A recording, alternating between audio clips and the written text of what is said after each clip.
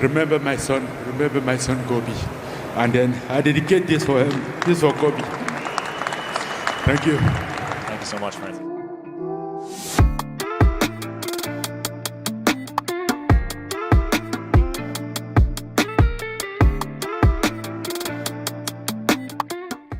Well, we had a rare occurrence in the MMA world this weekend. The PFL actually outdid the UFC, and by quite a wide margin, which is why we're definitely going to be only focusing on the PFL this week. But obviously, Battle of the Giants pay-per-view on ESPN Plus, Ngannou versus Ferreira, Cyborg versus Pacheco, and they had a lot of good fights on the undercard, and I think the main and co-main were both awesome. And unless you have something you want to say to start it off, I figure we can just hop right into the fights. But other than I think these are two fights that I think we kind of knew were gonna happen for a little while now. I think, I think that has something to do with PFL, obviously realizing that they really had to get this event right, so they had plenty of time to. I mean, we talked about it all the time when Bellator was its own thing, how the promotion would you wouldn't even hear about these cards until the week of and stuff, and this time around, we knew that Cyborg Pacheco, big women's fight, one of the biggest women's fight of the year that you could book, needed to happen, and then Francis Ngannou's huge triumphant return, of course. So there was no way they could mess this up. So, and when we were previewing it last week, definitely made sure to say that. So, and to their credit, though, they rose to the occasion. They did a great job, and to talk about that main event, because there's just so much you could dive into with it. Francis Ngannou obviously has not fought in MMA since 2021. He had those boxing fights in between there, but then he has the death of his son, which is really horrible. Obviously, I think a parent's worst nightmare.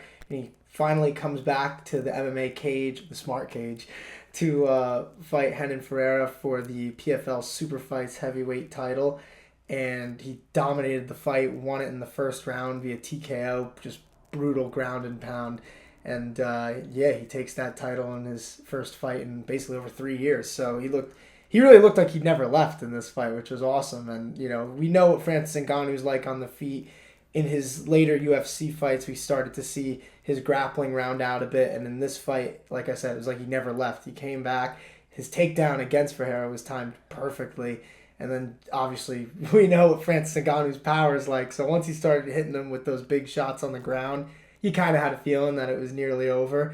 And the ref took a little longer than I would have liked him to take to get over there. But he did stop the fight, and Ngannou gets the win. So just an amazing performance, right? Yeah, so with Francis, partly because it has been a long time since we last saw him step into an MMA cage. Even Renan Ferreira, it looked like he's seen a ghost when he got taken down, and I think just Francis had to remind everybody that he can indeed grapple with just about anybody, and that's just that's how he gets it. At first with Francis in his UFC career is just a guy that could decapitate you at any given moment on the feet. Just finish you that way. I always think of his Jairzinho Rosenstruck knockout as an example, and but in this case, you kind of think about his Stipe fights, and even his fight with Cyril Gane, about how if he needs to get the work done on the ground, and he's gonna be willing to do it. And it goes to show you how much of just a legendary, not just a heavyweight, but mixed martial artist he is altogether. And now that this fight has come and gone, and it was so such quick work for Francis, it's always gonna just put into perspective how just even everything Francis has already gone through and overcame to get to this point. It's always gonna put into perspective just how much I don't even think he really needs to much more to write his legend at this point. I mean, because we're gonna see John Jones versus Stipe Miocic anyways, and the loser is likely gonna hang it up after that fight. I just think at that point it's like, what would really even be, I guess, the point in trying to argue who the greatest heavyweight mixed martial artist of all time is, when you can really just, I guess, group those three in with each other. But it's just weird that we're never going to get to see Francis versus those guys in the UFC, and it just wasn't going to work. It seemed like at the end there, if you remember that time, because they were trying to make Ngannou versus Jones, and then Jones didn't want it. Then it seemed like Ngannou didn't really want it. I think the UFC just didn't want to pay either of them a lot of money for that fight, and that's really what happened there. But it's good that at least we got to see him against good competition in the PFL, because Ferreira, that's not an easy matchup to come back to. I mean, he's 6'8", he has an 85-inch reach. He's just such an awkward matchup, and Francis made that look easy. And to do that after over 3 years away from the sport is just outstanding. And the way that we've seen him improve throughout his career is just absolutely incredible. And I do think PFL can make the argument that Francis is one of the best, if not the best, in the world. For Francis to just get back in there and immediately blast that leg kick, and then Ferreira follows it up with one of his own, it's almost as if Ferreira was trying to well, I think they're trying to remind him what MMA is like. Yeah, exactly. It's like Tyson Fury ain't gonna kick your legs in there. Exactly, kind of telegraph it a little bit and be like, whatever you feel like you can come back and do in this cage, like I've been doing, and I can do it that much sharper and just fresher, because obviously rust and all of that for Francis coming back. And we also he's natural. Him and his coaches talked after the fight, just even the mental part of it, because he really wasn't believing in himself and didn't know if he could do this, not only just because of what happened with his son, but just because it's been so long and you have those doubts in your mentality. And the fact that he did that even through those mental lapses over there, it's just amazing. There's not enough words that I can really use that are positive to describe it, because it was really just a great performance. It couldn't have gone much better than that for Francis. That's really what it is, and what it kind of comes down to. And it's not often in MMA that we get these moments that kind of transcend the sport a bit. And I mentioned his son earlier, that post-fight interview too, with him talking about Kobe and just through tears. It's just such a powerful moment, and those are the types of things that grow not only the PFL's brand but also the sport. And it's just cool that people can see something like that from someone who's obviously seen as arguably the baddest dude on the planet. And like I said, I think the PFL can even make that argument that Francis Ngannou is the best in the world right now. And I've noticed that this is a smart move. I don't know if you've been seeing this throughout the week before that fight, but they were saying that this is basically for the lineal heavyweight championship. And I'm like, that's kind of true, because Francis was the UFC champion. He never lost the belt in the cage, and now other people are fighting him. So you can't really say that they're wrong to put it like that. You could say it's a little petty, but it's definitely not wrong.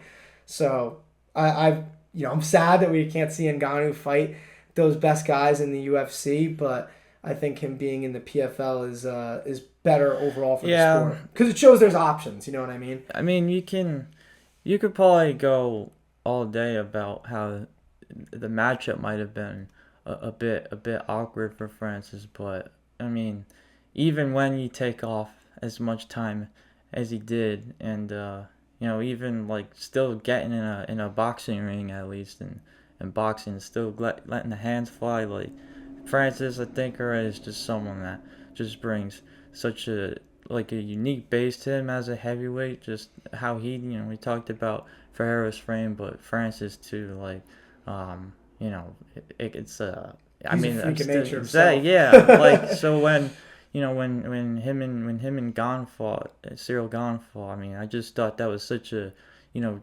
unique blend between those two, and what they bring to the heavyweight MMA fighter nowadays, because I think that fight gets too much hate, and Ngannou It's gets like- too much hate for it. Because it's yeah. like, yeah, I get it. It wasn't like the most spectator-friendly fight, but like we've never seen Francis Ngannou do that to anybody. Like the fact that he's rounded out his game that much in a relatively short amount of time, he deserves a lot of credit for that, and he's shown that that hasn't gone away even with just mainly training for the stand-up in the past few years. So he does deserve a lot of credit, man. Like I said, you could argue he is the best in the world right now, and I think after the Jones-Stipe fight, whatever really happens is there, like who knows? super unique hybrid stuff. And even John Jones, we saw him beat Cyril Gane by submission. So there's always that in the hanging in the balance too when he fights Stipe. And so Stipe is gonna hold his, unless age is truly getting up there with Stipe, then I think Stipe is gonna clearly hold his own in the ground too. But it goes to show you, and it's like, once again, I've made my thoughts like known about 5-round heavyweight fights, but fights that get billed as super fights like this, like when you got someone like Francis Ngannou in there, just the absolute pro in every sense of the word, like he's gonna dig down deep by any means necessary, and he's gonna get the job done however he needs to do it. Like That's what a champion does at the end of the day. Champion does. But, So I mean, essentially, man, like to me, I think Francis kind of knew this kind of result, this fight was gonna go down the way it did the entire time, like pretty much. I just what Hayden Ferreira said, I think it was like maybe a month or two, probably like a month ago, about how Francis has been through a lot this year, but facing him is going to be the toughest thing that he had to face. I mean, it's just like... Yeah, I felt bad for him because I feel like he didn't mean to put it like... Because I can remember everybody's like, oh, that's classless, but I don't think he even meant it that way. But... yeah, it didn't come out right. I kind of blame like the lost in translation type of thing. That could also be a thing, true. Yeah, but Ferreira doesn't seem like he's a horrible guy. It does. That'd be like a Colby Covington type of thing to say. Yeah, that's what I'm saying. That's what I'm thinking. At first, I'm thinking like, this isn't WWE, dude, yet. But this is so. There's no one scripting him to write. There's no scripting him to say this. He doesn't have to play a bad guy. Like this. Imagine if like the UFC and the PFL did do scripts, like not in the cage, I'm saying, but like in the build up to fights. Like, bro, that's what I'm talking about. It's like one of those fake backstage shots. It's like Sean O'Malley, Muradov, and O'Malley. Exactly. Just, like, you get like segments and all that. Oh my God, Mr. White. Yeah, people gotta get broken up and all. Dude. Promo battle, yo. Hey, we're as close to that as ever. Yeah, dude, that's what I'm saying right now, man. but I don't think they'll ever play in that world. I think that might make it. Might make it controversial. MMA, but it's MMA boxing. It's about as real as it gets. So yeah, I don't think they'd want to because when you start to put that element into it, then people are like, well, what's happening in the actual fights? Yeah. So I kind of get why they want to distance themselves from that. But imagine imagine Colby Covington in a UFC / WWE world, dude. Anyway. Oh my God! What's up with the wrestling lately? I feel like we've been talking a lot of wrestling lately. Yeah, no, I mean, shit, you know what it is? dude, it's because I watched that Mr. McMahon doc, and me, I'm not into pro wrestling like that, but that was interesting, dude. That was actually because he's the one who signed the TKO deal and everything, and shook hands with Dana and all that, and now Vince McMahon should be placed under a jail cell, but that's just it's really it's wild how fast things move. Yeah. We're talking about you in those depositions, right? That was you were the one who he offered a contract to defecate. No. Right, yeah. Guys, I gotta get going. The video just cut. Evan Ortiz will no longer be on the podcast in light of recent developments. Oh man, we shouldn't even be making it. That's true. We probably shouldn't. Oh man. It's crazy. It's crazy shit. This world we live in. And the business side of just a lot of things, but Dana, stay out of that trouble and stuff. We'll be all right. But anyways, how do we get to this? But just overall. yeah, no, Francis transcended I this just, shit, I'm bro. dude, I can't. The way we're talking about like this horrible stuff that like Vince McMahon does. Yeah, Francis Ngannou. He's like literally switching from like the most horrible part of society to the most pure. He's like talking like what motivated him to win this fight has got to be like the most just like touching emotional thing, and then like we're going from Vince McMahon back to that. It's a great thing about having a podcast. Yeah, you can really just go anywhere with it, can't you? But I figure we might as well go to the next fight though before we get ourselves into some real trouble. Let's just one last thing for Francis. Yeah. Like, I obviously hope this isn't the end. We all hope That's this true. is We the should end, talk but- about that actually first, because that was when you talk about his post-fight interview. When you know, we already talked about how great of a moment it was. Obviously, when he was talking about how he won this fight for his son and for his memory, and that's, like I said, one of those moments that truly just transcends sports. But then you also get into what he was saying besides that, is how like he didn't even really want to fight, but did because of this.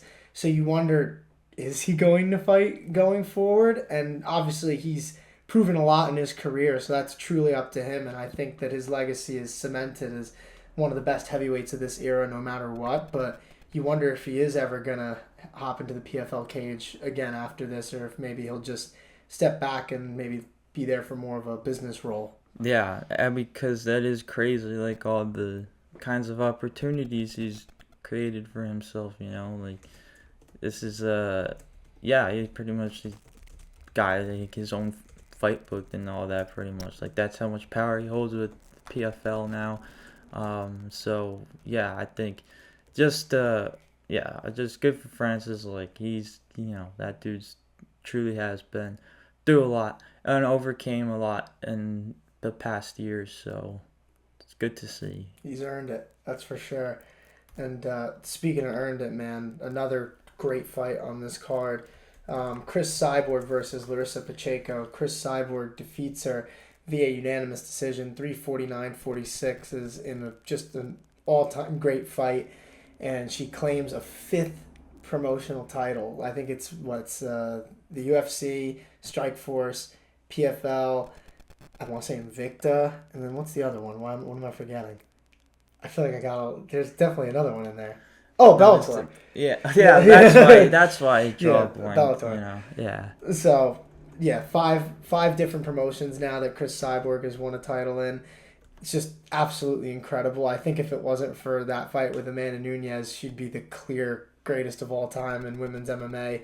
And the fact that you could still make the argument just shows you how well she's done even since that Amanda Nunes loss. And this was just a really great fight. And the fact that Pacheco rose to the occasion too and did really well even in the loss brought something out of her. And Chris Cyborg is almost 40 years old now and still doing this to the best fighters in the world. It's just outstanding, man. But what did you think of this fight? So about the fight, I'll be honest. It kind of I expected a finish and likely on the ground. I think both of them are seriously have earned their worth a lot through how good they're able to grapple. I mean, especially Chris Cyborg, how fucking strong she is, and just how she's able to suffocate people. But in this case, like, she went with the ground and pound route essentially when it went on the ground. And I mean, it wasn't on the fight wasn't on the ground for really a whole lot, but when it was, you know, it seemingly was all Chris Cyborg. And I mean, I think Larissa had top control probably like once in the later rounds, championship rounds, but I mean, on the feet, I think both of them just really just gave them all. Both of them all gave them all they could handle in a way. In the first round there was a huge head kick that Chris Cyborg landed that Larissa Pacheco just responded with a flurry of punches, and then that seemed like that's what, you know, right after that first round he had cuts over both of Cyborg's eyes, and it's like, man, like, and they were getting worse as that fight went on. That's the kind of stuff that makes you think like this fight doesn't have a lot more a lot more to it. Like it's gonna end in a finish at some point, and for it to go all five is it's truly, yeah, it's a testament to especially Chris Cyborg as the winner, and everything that she's already accomplished in her career just as an MMA women's MMA legend. Period, and it's just a test for Larissa Pacheco, who also is, I think, really holding her own in women's MMA right now, and I think hopefully one day that we might see her obviously fighting even bigger fights at some point. So just this fight I thought was a lot closer, honestly, than the judges gave it credit for, and maybe a lot of other people too, maybe you, but I thought I thought Larissa Pacheco was rebounding really nicely after those first two rounds, and then going to the fifth round, I kind of feel like, well, I mean, if this is a 10-8, for instance, for Larissa Pacheco, like, she's gonna win this fight entirely, but. It's tough. I think I told you this before. Like, I just think she let it get away from her a little bit in the latter stages of that fight, just because it was getting closer and those cuts over Cyborg's eyes were getting worse and worse, and you're just like, just push the action a little more, land on those cuts, make it look even worse than it is, because damage that it obviously how hard you're landing matters, but like if you can make it look like Chris Cyborg is all bloody, even if you're just landing jabs to those cuts, the judges are going to see that, and they're going to see that she's creating more and more damage, and she just didn't really do that as the fight kind of progressed in that, especially in that like fifth round. And like it could have been a lot more dominant, and who knows what. Well, actually, I guess she would have still lost because they had a 49-46. But like I think that Cyborg obviously deserved to win the fight, but I do agree with you. Like, it was, when you look at the judges' scorecards versus like actually watching the fight, it's a big different story. But I don't know. I still had it 4-1 Cyborg, but just like some of those rounds were obviously closer in my opinion. But if you're just like looking at the scorecards, yeah, I would probably agree with you. It does seem like it was closer than that. But yeah. I don't know, man. Both of them put on great performances. I mean, that was great for women's MMA. We see all, we talk about this all the time. All the babies that are UFC fans that, groan about women's fights. And this one, in my opinion, I don't know how you could possibly complain about what you received here, because that was just an amazing fight. Probably one of the best women's fights, if not the best, throughout this entire year in any promotion. So, again, like, PFL deserves a lot of credit for that. They really put on a great show here. Yeah, exactly. I don't know. Yeah, I don't know how it gets much better. I mean, you got someone that's fought Amanda Nunes, for crying out loud, and is now won her fifth title across this many promotions. So I think it was more just a telling thing for Larissa Pacheco, and I think truly, like, yeah, the PFL's got a star on their hands with her as well. So they should really keep looking. They have a lot of good fighters.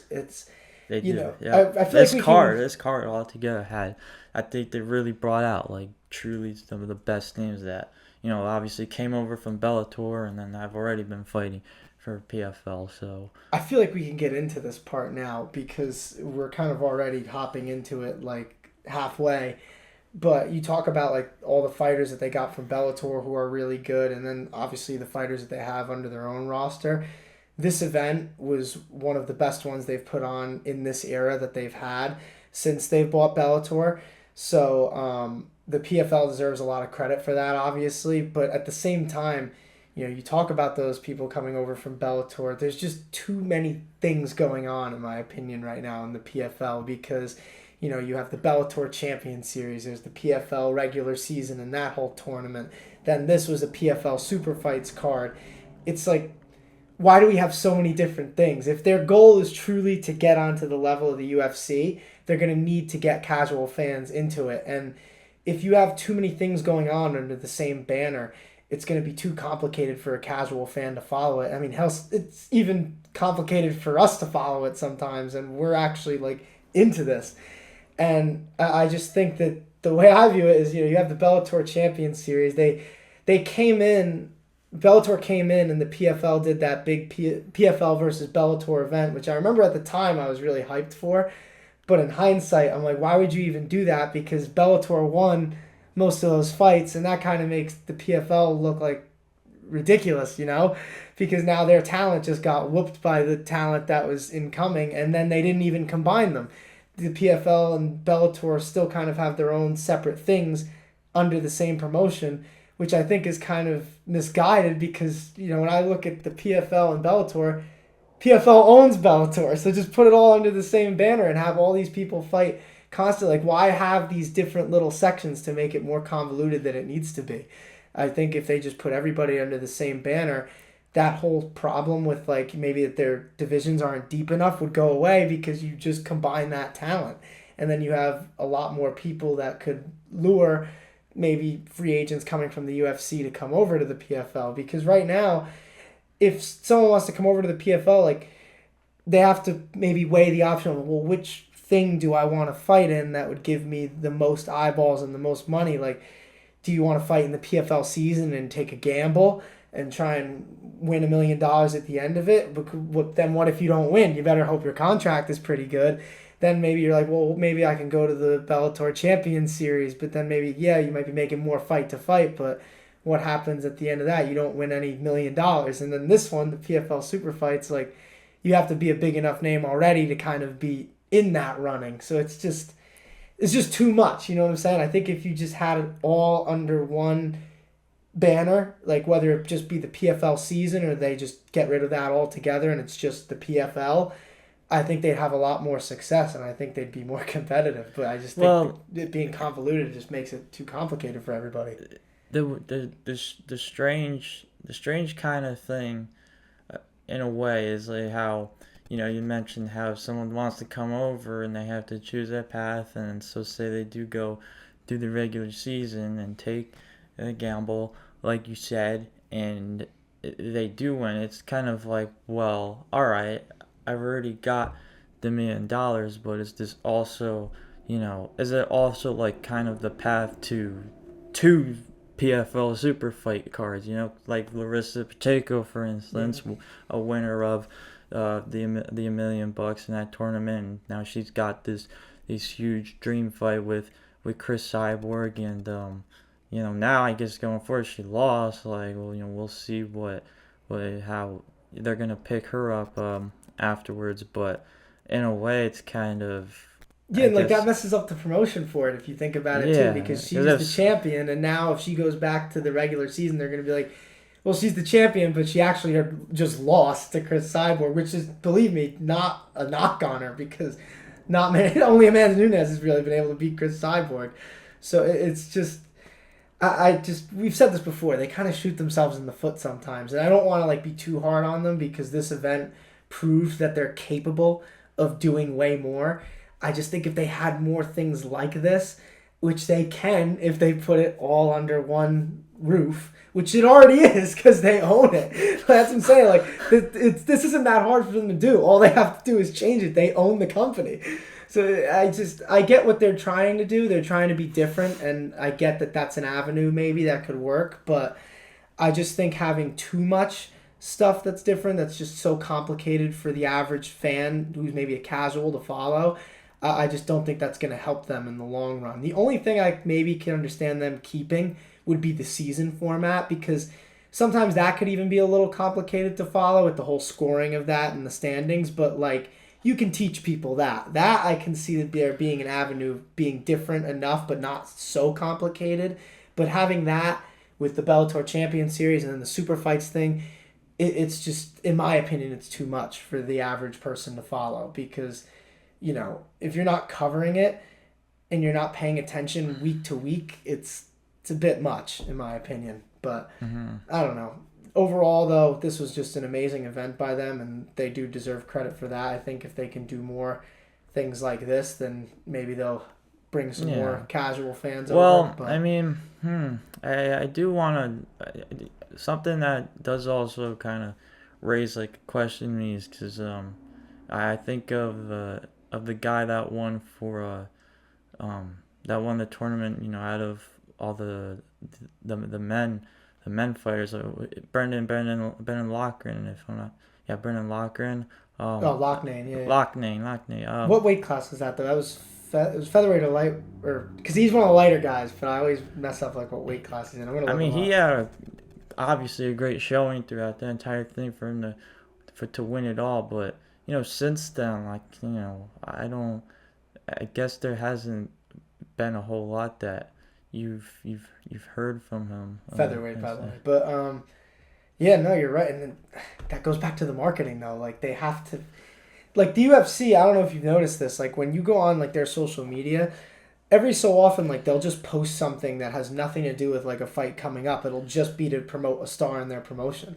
PFL doesn't really do that. Like they only do it when the fighter is fighting, which is fair because that's when you should be doing it. But like just give the guy a post every so often. Just be like, Yeah. Brendan Loughnane is doing this, or like send him somewhere. You know what I mean? Like the UFC has people going to like NBA games or NFL games. I don't know if you saw on SNL, they had Ariana Grande singing a promo for UFC 308 as Celine Dion. Like, that's just, they're marketing to people who they wouldn't be normally marketing to. Yeah. And the PFL / Bellator, like, they don't, in my opinion, do as good of a job For at me, that. Like, they use, like, you ever notice they use, like, those social media influencers, but not, like, those huge ones? It'll be, like, people kind of in that middle tier, and it just, to me, it makes it a little corny because they're posting it on their own pages, and it's like, you're not reaching a new audience, in my Yeah. opinion, with that. To me, it's probably like a sense of worry in a sense like if they feel like, oh, we're putting all this money and budgeting all into, like you just said, Ariana Grande singing a promo for our event, but it's to market to an audience that might not care about MMA otherwise. They feel like, oh, well, that's a waste. This might get the person engaged in the moment, but are they actually gonna watch the card? And that's where you have to. That's just like you have to actually be willing to take the risk. chance. Exactly. Yeah. But the way I look at it is like the UFC is number one, and that's what they're doing. Like the PFL, they talk about wanting to be different a lot of the times, and hashtag Dana scared. I don't know if you saw that, but it's just like they do kind of take pointers from the UFC about other things. So it's like, why not do it in the marketing sense? They clearly market their fighters better than any promoter, I think, in the whole realm of combat sports, if I'm being honest. I don't know. I think sometimes they do shoot themselves in the foot because you're right. Brendan Loughnane, he's one of the better fighters in that promotion, and you barely hear his name. Yeah. And, yeah. I don't know, man. I will say this, though, to wrap it up on, like, a good note. The PFL definitely took a big step in the right direction with this Battle of the Giants pay-per-view. The fights were really entertaining, especially the main and the co-main. They felt like big fights. And then, like I said, with the whole moment after the fight with Francis Ngannou in the main event, with him being emotional about his son, it's just, that's the type of moment that'll transcend mixed martial arts, and everybody will get behind that. It's an amazing thing for the promotion. I think if they could just keep doing things like this, they just can keep building and building, maybe they'll eventually be a threat, but they need to do a lot of work to get there, Yeah. I heard there was it was Cristiano Ronaldo in attendance. I mean, you saw McGregor tweeting and John Jones tweeting and all that. Like you could. There was a buzz behind it, man. Yeah, there's a mass. You can appeal to. You just have to be willing to actually, But like they can do this. Like that's my point. Like because you talk about Brendan Loughnane or somebody, for example. Like there's no reason why you can't build him as a star and have him headline an event similar to this, where it's like all the same fighters under the same banner. Because like it seems like in the super fights column, they don't mind combining Bellator and PFL. They have a deep enough talent pool where they could just do this. Maybe not every month like the UFC does, but there's no reason why they can't put on multiple cards like this that are really good and have people wanting to watch a year. Like they could do a bunch of these per year. Why not? Like you don't need to do the PFL season. I was thinking the same thing. Like why sell yourself short like that? That's kind of what I wanted to bring up about them in a way going all out for this card and putting all some of the biggest names that fight under them, whether they're from Bellator or PF. Because once again, like you've said it multiple times on end. Like it doesn't matter. Like you own Bellator now. You can put it all under one banner. It doesn't. Yeah, have like to, why save that for one night? Like it doesn't, because it's not like they don't have enough fighters for it. Like I get it if Bellator maybe wasn't that deep or the PFL wasn't that deep, but I feel like them combined, they have enough people. Like it's not as deep as the UFC. Don't get me wrong, but they have like at least like a top 10 in a few divisions, that are pretty solid overall. I wish they would make it less convoluted for the casual fan, because I think if they did that, they already have the broadcast deals to make it work. They're on ESPN Plus, so it's just I think they could do better, but I think this is a step in the right direction. So they do deserve a lot of credit for that. But next week, dude, we're going to be definitely talking about the UFC, because how could you not with this insane pay-per-view we have coming up? UFC 308 Fight Week is here. Ilya Topuria versus Max Holloway, Rob Whittaker versus Hamzat Chimaev, Lerone Murphy versus Dan Ige, Magomed Ankalaev versus Alexander Rakic, the return of Shara Bullet versus Petrosian, dude. I can't wait for this. This is one of the better pay-per-views of the year, and I think that main event is just going to be a car crash of a fight. And I'm hoping that co-main stays together this time, because that's another fight that I'm really intrigued for. I believe it's 5 rounds, too. I believe. I'm going to look that up, actually, because I don't want to get that wrong. But I think when they scheduled it the last time, it was 5 rounds. Is it 5? Let's find out. Yeah, 5 rounds. Whew. Yeah, dude, that's a good thing, because those are 2 guys that could go 10 rounds if they were asked to. And I mean, maybe not Hamzat. yeah. Whittaker, well, here's maybe. the thing. Here's the thing about that, right? It's like Hamzat had to pull out the last time because he was training way too hard and got himself sick. So kind of think of it as like, maybe it's because this is going to be 5 rounds. Like he's gonna play it just a lot more.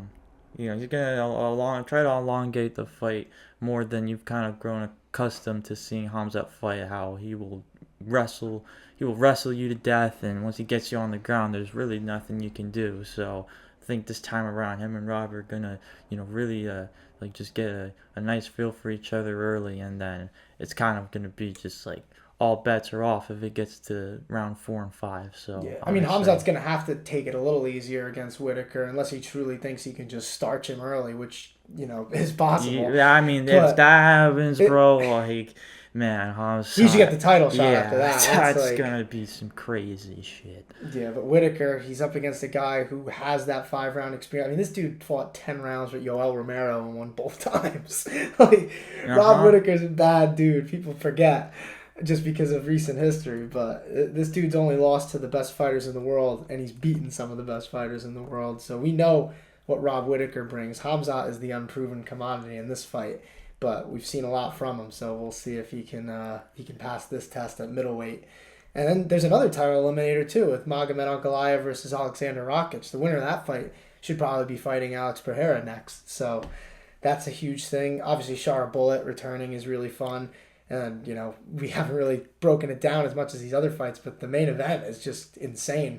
I mean, Holloway and Topuria, God, man, I like I said, I just think that's one of those fights where they're just going to come together and it's going to be a war. So I'm excited for it. It's going to be a crazy card out there at 2 p.m. Eastern time, too. So it'll be daytime because it's in Abu Dhabi.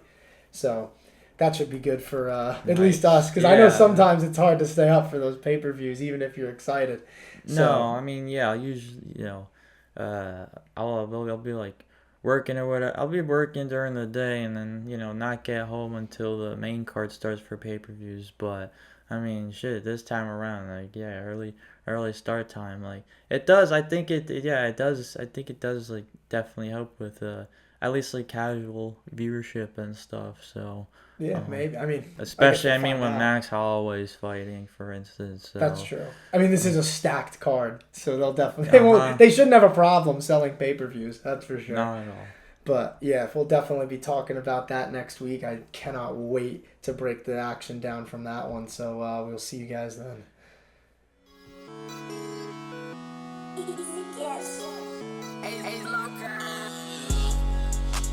Feel just like a superstar. Doing all these drugs, I don't think I'm gonna see tomorrow. Living fast, brand new dash up in a foreign car. This the type of shit that you be doing when you going hard.